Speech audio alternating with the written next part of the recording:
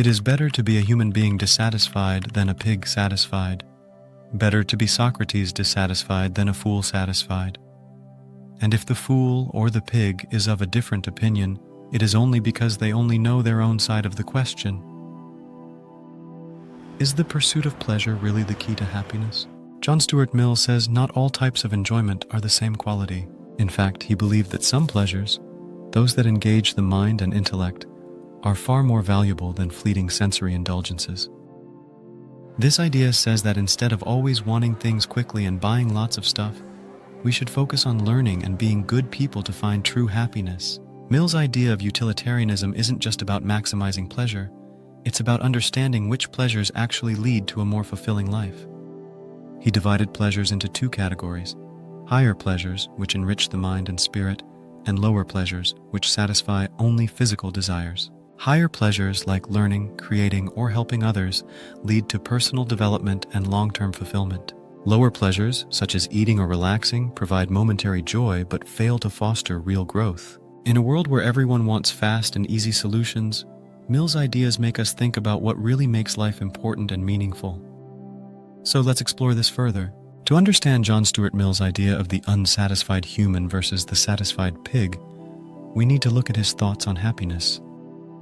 Mill talks about different kinds of pleasures and asks, is it better to live a tough life full of learning and thinking, or a simple, happy life filled with basic pleasures? By explaining these key ideas and looking at Mill's ranking of pleasures, we can better understand this debate and why it matters for how we live our lives. The unsatisfied human is someone who values intellectual, emotional, and moral growth, even if it means facing dissatisfaction or discomfort. This person is always seeking knowledge, questioning the world, and striving to improve themselves and society. Their life may not always be peaceful or content, but it is full of meaning and depth. Socrates, who valued the pursuit of wisdom more than anything else, famously said, "The unexamined life is not worth living." He accepted dissatisfaction as the price of a well-lived life. The satisfied pig is a metaphor Mill used for a life focused only on basic pleasures like eating, drinking, and resting. This life might be content and free from struggles, but it lacks the higher dimensions of intellectual or emotional fulfillment. Mill argued that such an existence, while pleasurable, is limited in scope and value. A life spent entirely indulging in entertainment, avoiding challenges, and seeking comfort without growth mirrors the satisfied pig's experience. Mill's analogy makes us think about our values. Should we aim for an easy and content life? Or is it better to face dissatisfaction if it means gaining more understanding and fulfillment? Central to Mill's argument is the idea that not all pleasures are the same. He grouped pleasures into two types, higher and lower. He said that higher pleasures are more valuable by nature. This idea is a key part of his utilitarian philosophy. Higher pleasures involve our intellect, emotions, and morals, and though they require effort, critical thinking, and self-reflection, they offer deeper and more lasting satisfaction.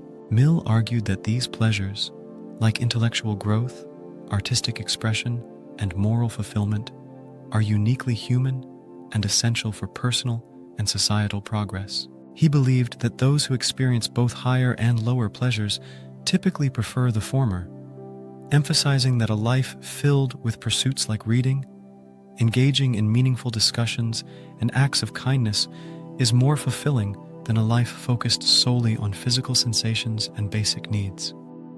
Lower pleasures, while easier to attain and offering immediate gratification, such as enjoying a tasty meal or watching light entertainment, tend to be fleeting and less enriching over time.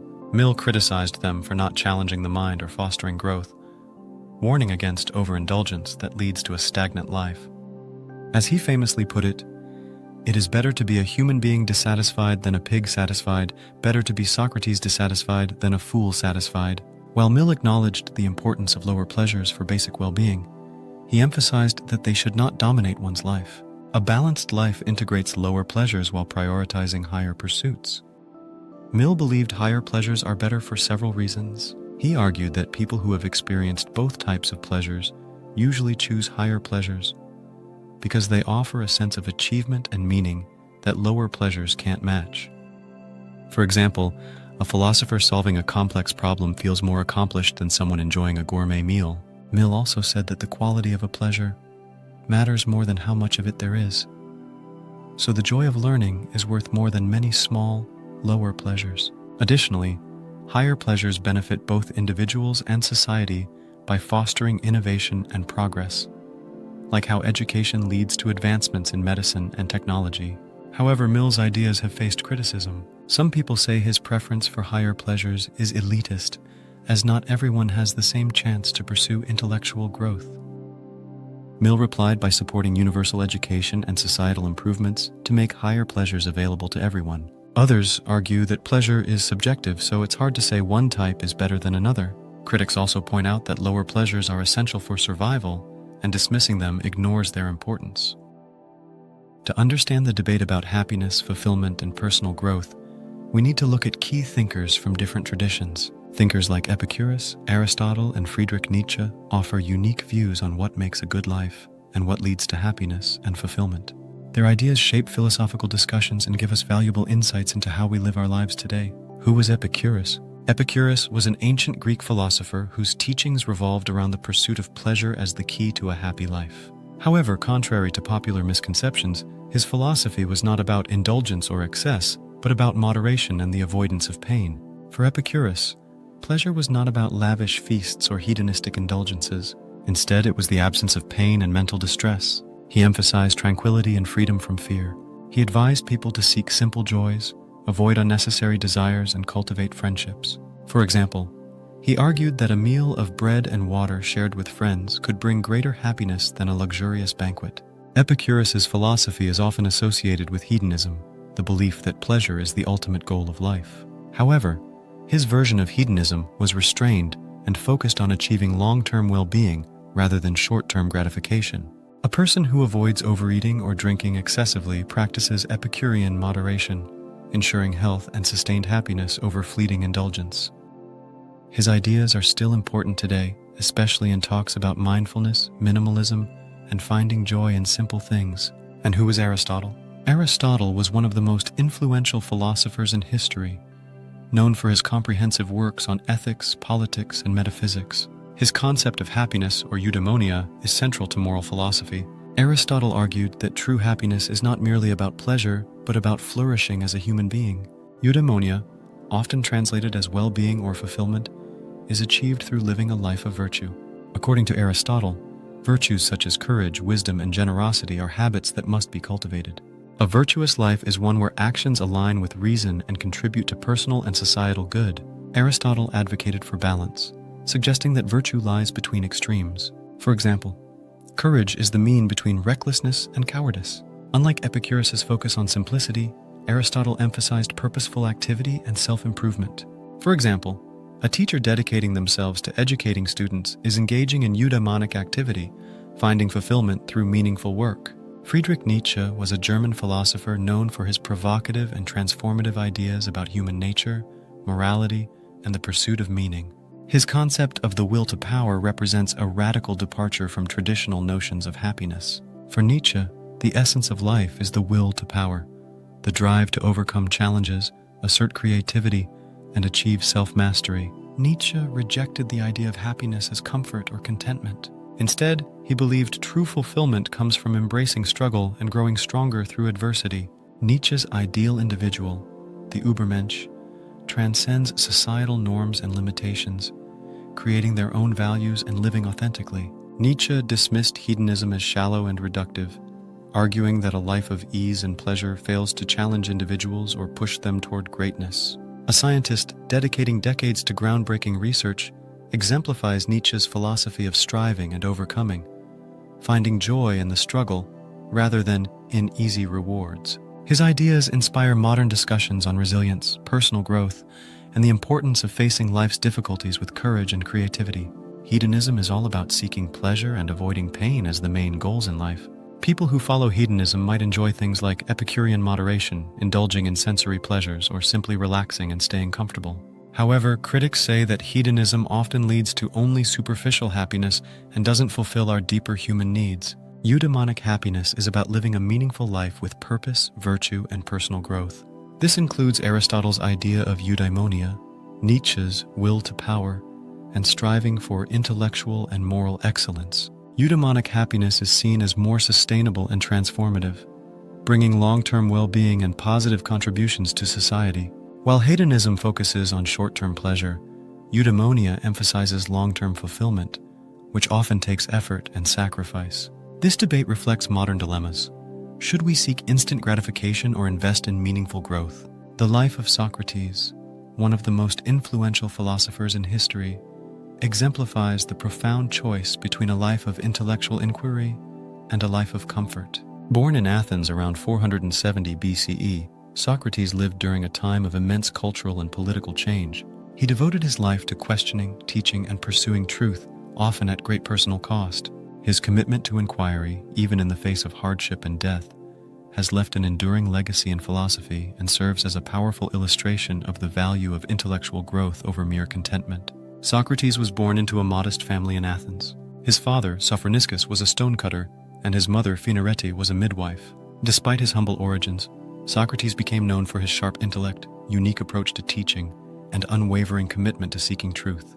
He lived simply, rejecting material wealth and comfort. Socrates often wore plain clothing, walked barefoot, and relied on the generosity of friends and admirers for his sustenance. Socrates dedicated his life to understanding ethical questions and encouraging others to examine their beliefs. He believed that true wisdom came from recognizing one's ignorance, famously stating, "I know that I know nothing."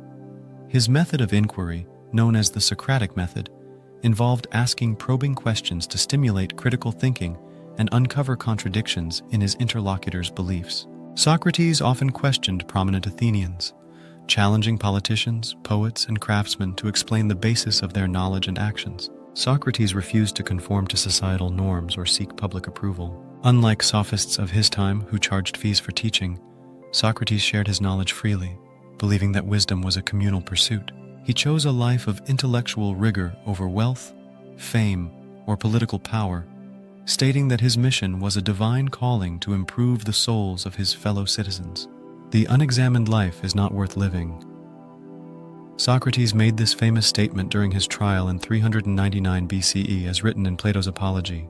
He was accused of disrespecting the gods of Athens and corrupting the youth. Even though he faced serious consequences, Socrates defended his actions as a commitment to truth and virtue.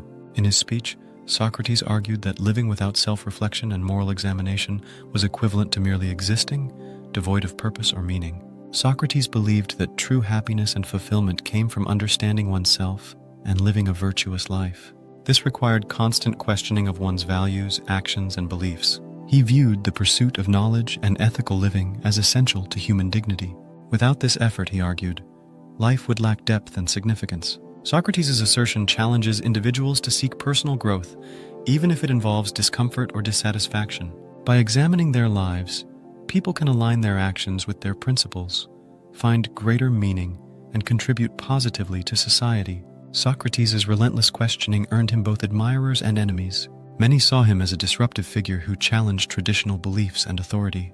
At the age of 70, he was brought to trial and accused of undermining the moral fabric of Athens. Despite the opportunity to propose a lighter penalty or avoid death by ceasing his teachings, Socrates chose to stand by his principles. Socrates' death became a symbol of intellectual integrity and moral courage. His choice to prioritize truth over survival inspired countless philosophers, including Plato and Aristotle, who carried forward his ideas. Socrates' life shows the deep importance of intellectual and moral growth, even when it brings discomfort or hardship.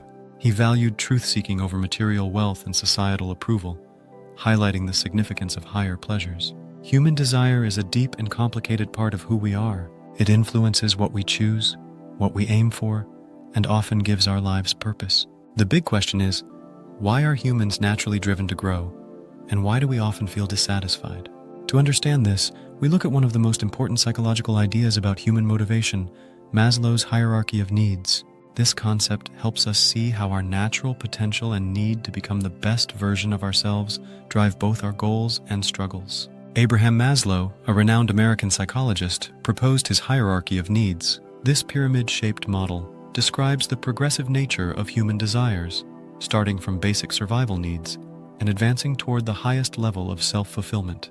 The foundation of human motivation begins with survival needs: food, water, warmth, and rest. These are essential for life and form the basis of all other desires. A person deprived of food will prioritize eating over any intellectual or emotional pursuit. Once physiological needs are met, humans seek security and stability.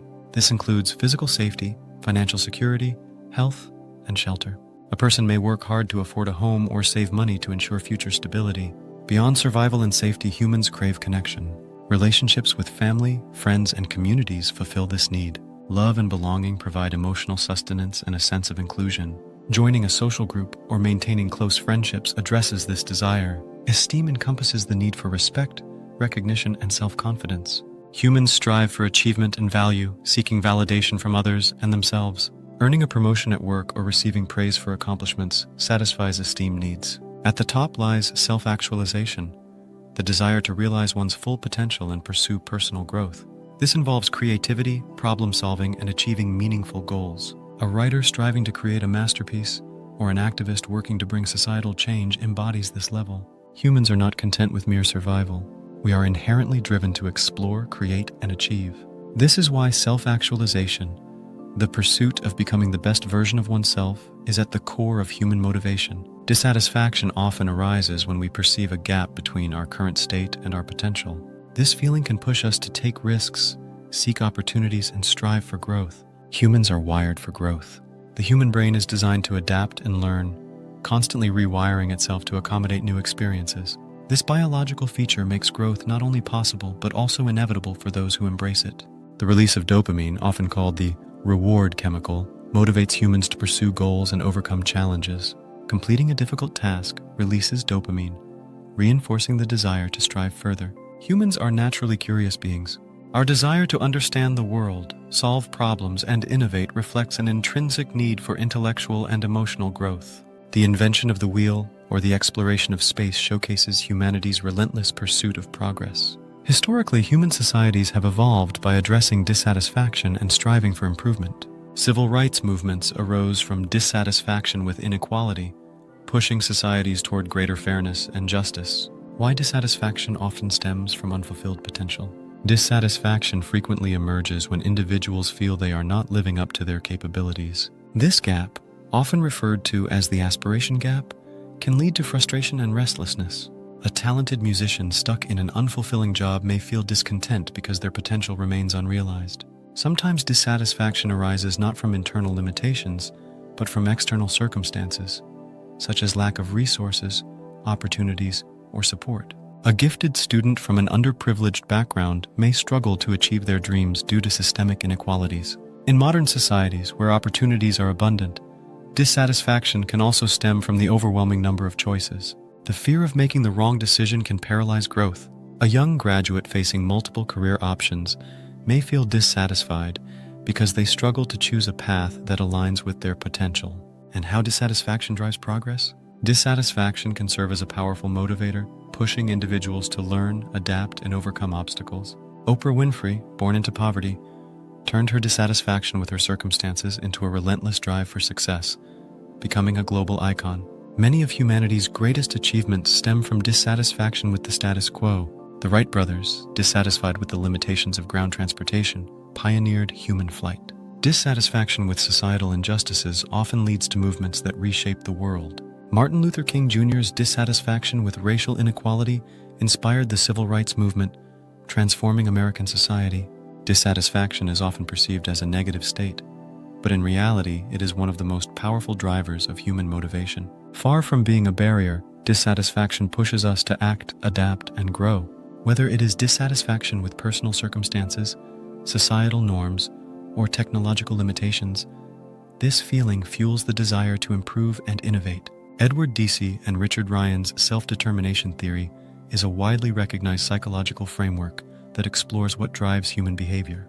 According to this theory, people are most motivated when their actions align with three core psychological needs. Autonomy, the need to feel in control of one's decisions. Competence, the need to feel capable and effective in one's pursuits. Relatedness, the need to connect and belong to others meaningfully.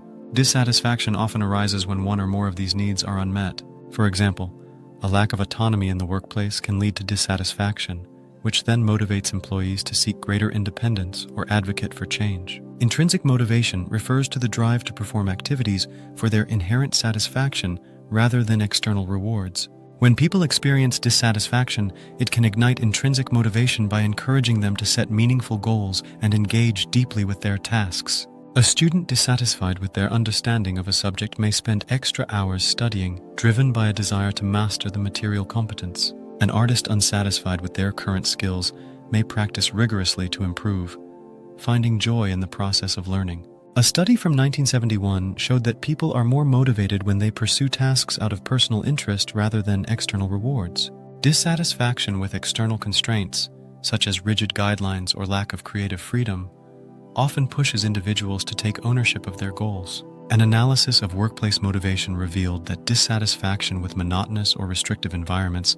can spark employees to propose innovative solutions, improving organizational productivity. Dissatisfaction often stems from identifying a gap between the current state and an ideal future.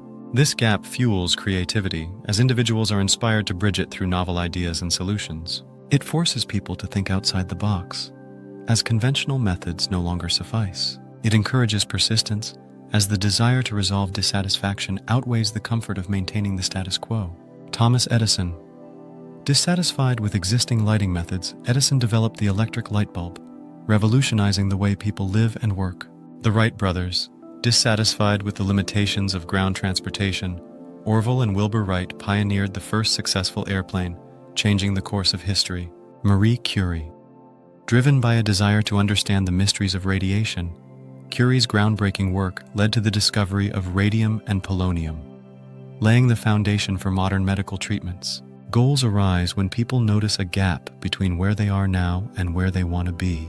Dissatisfaction makes this gap clear and urgent, pushing us to set goals. According to goal-setting theory, specific and challenging goals are more motivating than vague or easy ones.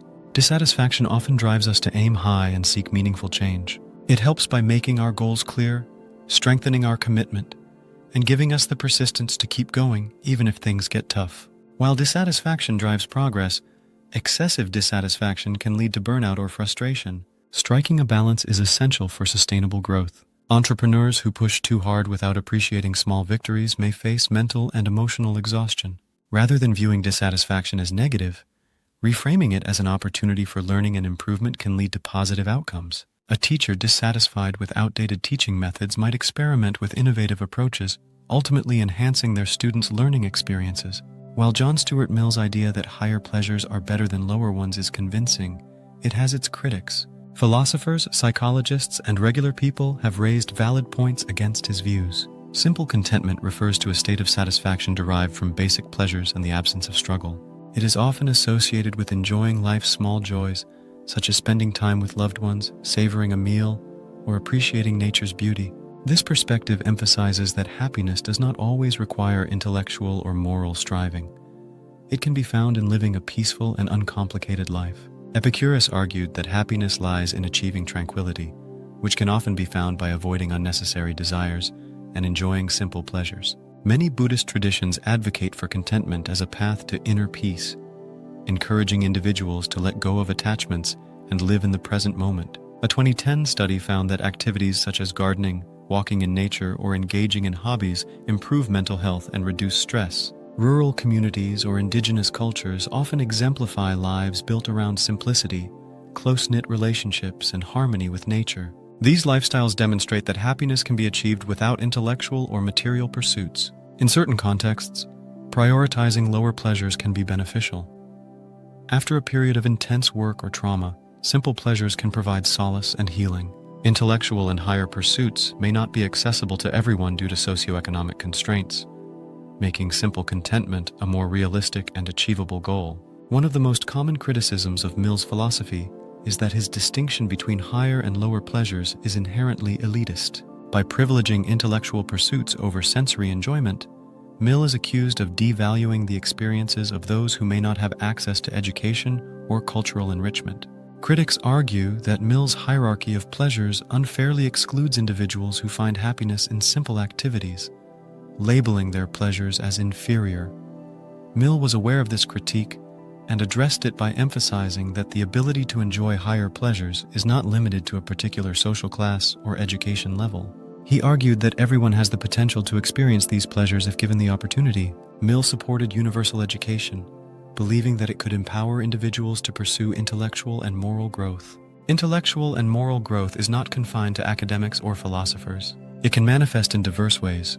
A farmer experimenting with sustainable agriculture engages in intellectual growth. A musician playing traditional folk songs contributes to cultural enrichment. Higher pleasures do not require formal education or wealth. They can be found in storytelling, community leadership, or teaching children.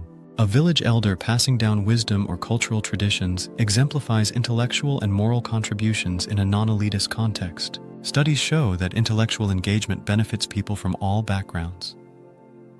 Research published in 2013 found that cognitive stimulation through activities like reading, problem-solving, or engaging in debates improves mental health and resilience, regardless of socioeconomic status. Many historical figures who made significant intellectual contributions came from humble beginnings. Frederick Douglass, born into slavery, Douglass educated himself and became a leading thinker and abolitionist. Mary Anning, a self-taught fossil hunter from a working-class background, Anning made groundbreaking contributions to paleontology. Simple contentment and intellectual growth need not be mutually exclusive. Mill's philosophy can coexist with the idea that lower pleasures play an essential role in well-being. A person can enjoy the sensory pleasure of cooking while also engaging in the higher pleasure of learning about culinary techniques or the cultural history of food. Instead of viewing higher and lower pleasures as strictly hierarchical, they can be understood as part of a spectrum. People can move between them based on context, needs, and resources. Mill's vision of universal education and access to opportunities highlights the importance of creating environments where people can pursue higher pleasures without sacrificing basic contentment. Public libraries, free art programs, and community education initiatives make intellectual growth accessible to all. Hedonism, the philosophy that prioritizes the pursuit of pleasure and the avoidance of pain, has appealed to many throughout history. On the surface, it seems natural to equate happiness with the enjoyment of sensory pleasures such as good food, relaxation, or entertainment. However, while these experiences bring temporary satisfaction, they often fail to provide long-term fulfillment. What is the hedonic treadmill? The term hedonic treadmill refers to the psychological phenomenon where people quickly adapt to changes in their life circumstances, whether positive or negative, and return to a baseline level of happiness. This concept was popularized by psychologists Philip Brickman and Donald T. Campbell. The metaphor likens the pursuit of pleasure to running on a treadmill. No matter how hard you run, you remain in the same place emotionally. When individuals achieve or experience something pleasurable, such as buying a new car, going on a luxurious vacation, or winning the lottery, they feel an initial boost in happiness. However, over time, the novelty fades, and their emotional state reverts to its baseline. This creates a cycle where people constantly seek new pleasures, only to find themselves no happier than before. A 1978 study compared lottery winners with individuals who had experienced life-altering accidents. Surprisingly, both groups reported similar levels of happiness after an initial adjustment period. This study highlights the adaptability of human emotions to both positive and negative events. Many people find joy in shopping for new clothes or gadgets, but the excitement often wears off within days or weeks. This leads to an endless cycle of consumption. Platforms designed for instant gratification, such as scrolling through social media or binge-watching shows, offer fleeting pleasure but rarely result in deeper fulfillment. Sensory pleasures are inherently short-lived because they rely on external stimuli. Once the stimulus is removed or repeated frequently, its impact diminishes. The first bite of a delicious dessert is immensely satisfying, but subsequent bites often bring diminishing returns. Hedonistic pleasures do not require effort, challenge, or growth, which are essential for long-term satisfaction. Without meaningful engagement, sensory pleasures can feel shallow and repetitive over time. In modern societies, the abundance of choices can make sensory pleasures less satisfying.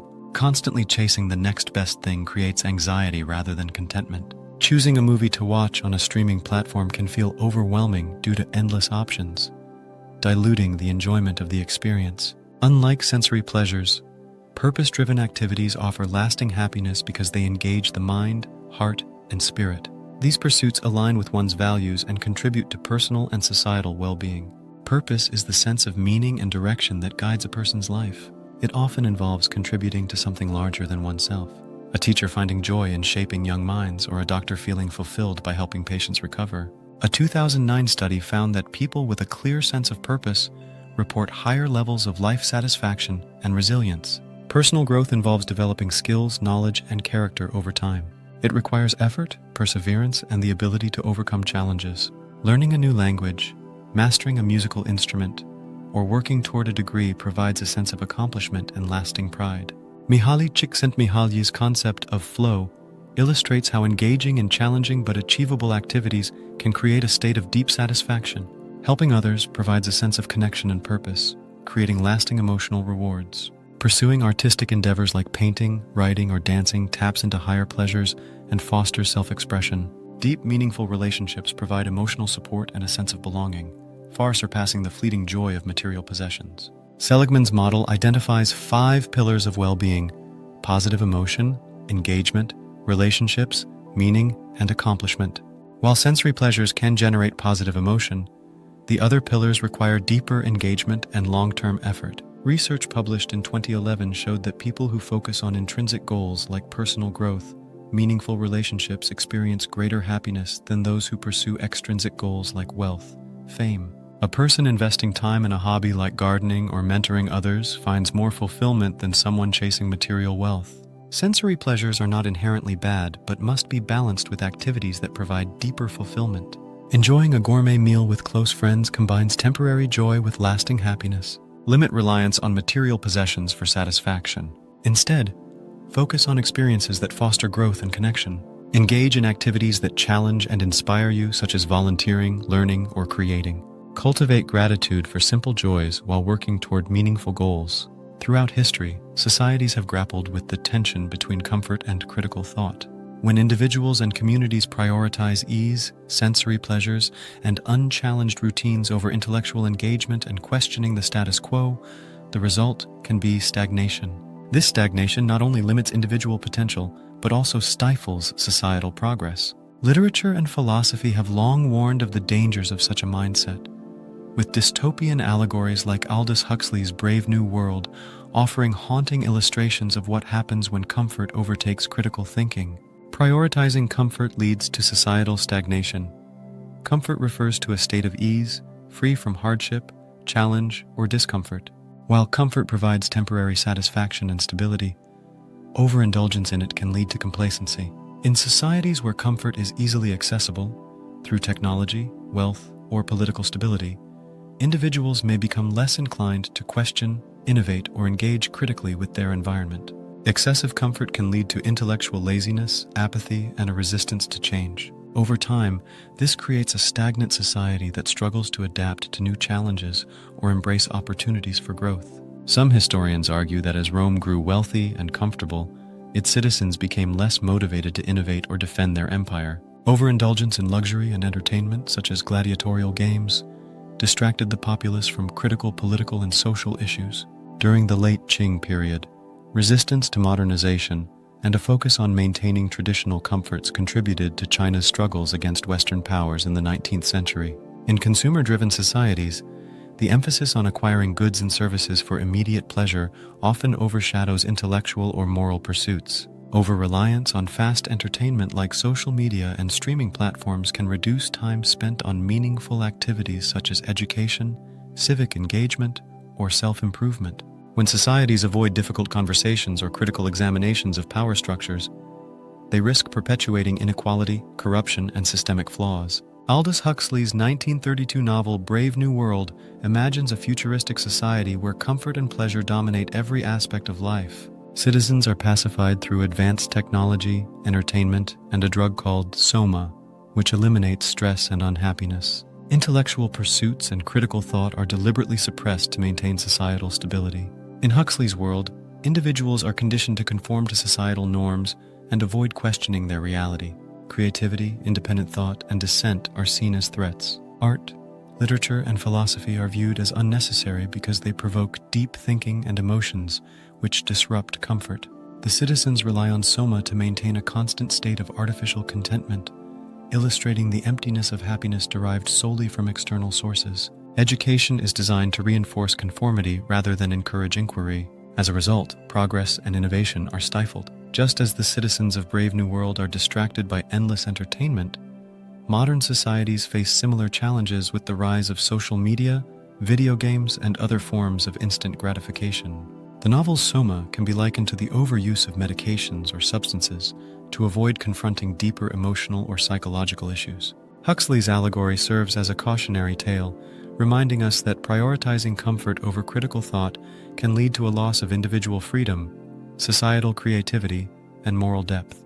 Critical thought challenges existing ideas, sparking innovation and societal advancement. The scientific revolution emerged because individuals like Galileo and Newton questioned established beliefs, leading to groundbreaking discoveries. Societies that encourage critical thinking are better equipped to hold leaders accountable and resist authoritarianism.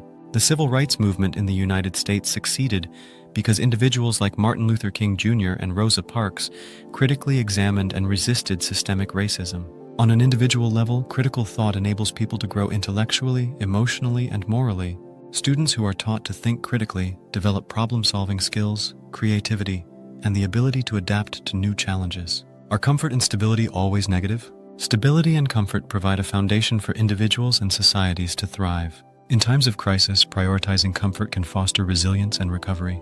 During the COVID-19 pandemic, creating comfortable home environments and engaging in simple pleasures helped many people cope with stress and uncertainty. The key is balance.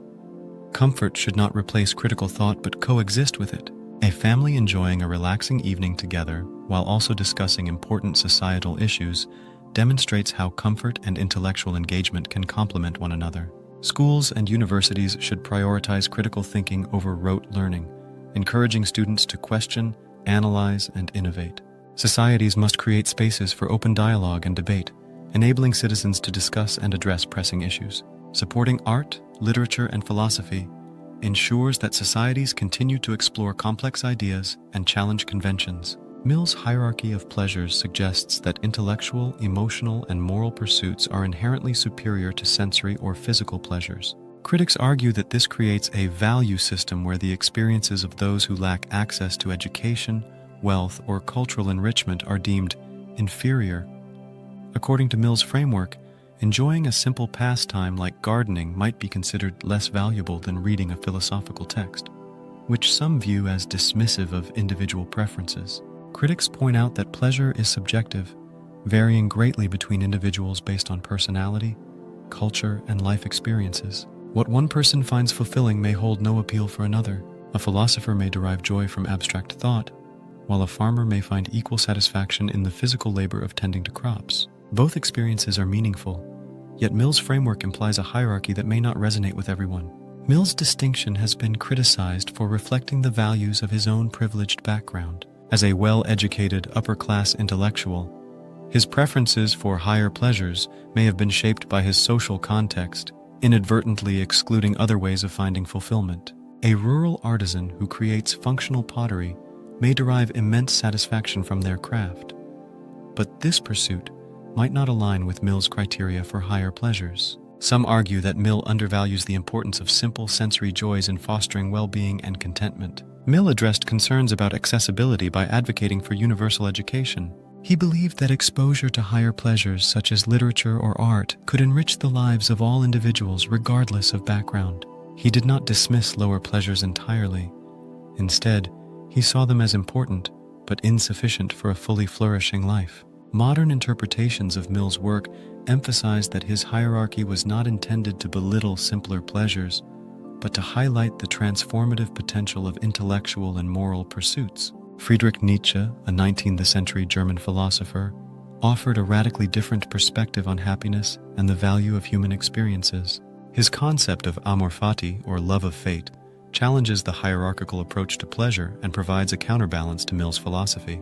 Nietzsche's amor fati calls for the unconditional acceptance of one's life, including all its joys, struggles, and imperfections. Rather than categorizing experiences as higher or lower, Nietzsche encouraged embracing life as it is, finding meaning in every aspect of existence. To love one's fate is to affirm life fully, even its hardships, without wishing it to be different. Unlike Mill, Nietzsche rejected the idea of ranking pleasures or experiences. He believed that all aspects of life, including suffering and dissatisfaction, are essential for personal growth and self-overcoming. Nietzsche viewed struggle as an integral part of life's beauty. He argued that greatness emerges from overcoming obstacles, not from seeking comfort or avoiding difficulty. Nietzsche's philosophy allows for joy in both simple pleasures and profound achievements. He believed that meaning is not tied to a specific activity but to the attitude one brings to life. Mill prioritized intellectual and moral growth as the pinnacle of human experience, viewing higher pleasures as essential for a meaningful life. His philosophy encourages striving for personal and societal progress through education and self-improvement. Nietzsche rejected the notion of higher or lower pleasures, advocating for an all-encompassing affirmation of life. His philosophy focuses on individual empowerment, resilience, and finding meaning in every experience, regardless of its nature. Both philosophers recognize the importance of growth and self-transcendence. While Mill emphasized the role of intellectual pursuits, Nietzsche highlighted the transformative power of struggle and acceptance. In a world often obsessed with perfection and achievement, Amor Fati encourages individuals to accept their flaws and challenges as part of a meaningful life. A person facing career setbacks can find purpose by reframing their struggles as opportunities for growth. Nietzsche's philosophy resonates with those seeking fulfillment beyond societal expectations. It empowers individuals to define happiness on their own terms. A retiree who takes up gardening finds joy not in grand achievements but in the everyday act of nurturing life. By teaching individuals to embrace life's uncertainties, Amor Fati fosters resilience and the ability to adapt to change. The distinction between higher pleasures and lower pleasures has sparked debate since John Stuart Mill introduced the concept. While Mill championed higher pleasures as more valuable, modern thinkers and psychologists propose that a balanced integration of both is essential for a well-rounded, satisfying life. Higher and lower pleasures serve different but equally important purposes in human life. Higher pleasures engage the mind and spirit, fostering growth, creativity, and long-term fulfillment. Lower pleasures satisfy physical needs, providing comfort, relaxation, and short-term joy. A balanced life integrates these elements, allowing individuals to enjoy simple joys while pursuing meaningful goals. Enjoying a delicious meal with friends while engaging in stimulating conversation about art or philosophy. Overemphasis on lower pleasures can lead to stagnation, as individuals may prioritize comfort over growth. Exclusively focusing on higher pleasures can result in burnout, as the constant pursuit of intellectual or moral aspirations may neglect basic physical and emotional needs. Martin Seligman's PERMA model identifies 5 pillars of well-being: positive emotions, engagement, relationships, meaning, and accomplishment.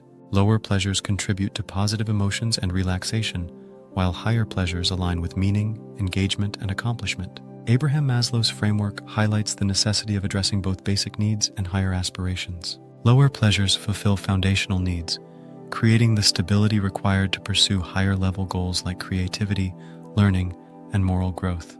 A well-fed, rested individual is better equipped to focus on intellectual or spiritual pursuits than someone struggling with hunger or exhaustion. Psychologist Mihaly Csikszentmihalyi's concept of flow demonstrates how higher pleasures, such as engaging in challenging and meaningful activities, can coexist with sensory enjoyment. Activities like cooking, painting, or gardening blend physical pleasure with intellectual engagement, creating a state of flow.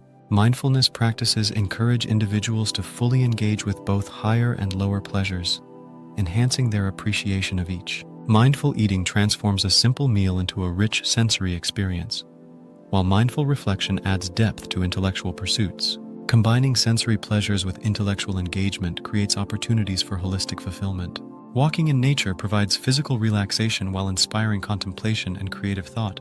Social connections bridge higher and lower pleasures, offering both emotional intimacy and intellectual stimulation. Attending a family gathering provides sensory joy through shared meals and meaningful conversations about personal experiences or societal issues. Establishing daily or weekly routines that balance higher and lower pleasures can lead to a more satisfying life. A weekly tradition of watching movies followed by a book club discussion. Aristotle advocated for balance in all aspects of life, suggesting that moderation leads to virtue and fulfillment. Applying this principle to pleasures means finding harmony between intellectual aspirations and physical joys. Epicurus emphasized the importance of simple sensory pleasures while pursuing tranquility and intellectual reflection. Enjoying a modest meal while reflecting on one's accomplishments or engaging in philosophical discussions. While Mill prioritized higher pleasures, his advocacy for balance through education and access to opportunities aligns with modern efforts to integrate both dimensions. Societal trends, such as consumerism or hyperproductivity, often tip the scale toward lower or higher pleasures, respectively. The overconsumption of entertainment can lead to intellectual stagnation, while excessive focus on achievement can result in stress and burnout. Different cultures and individuals place varying emphasis on sensory or intellectual pleasures, requiring personalized approaches to balance. In some cultures, communal sensory experiences like shared meals are central, while others prioritize solitary intellectual pursuits.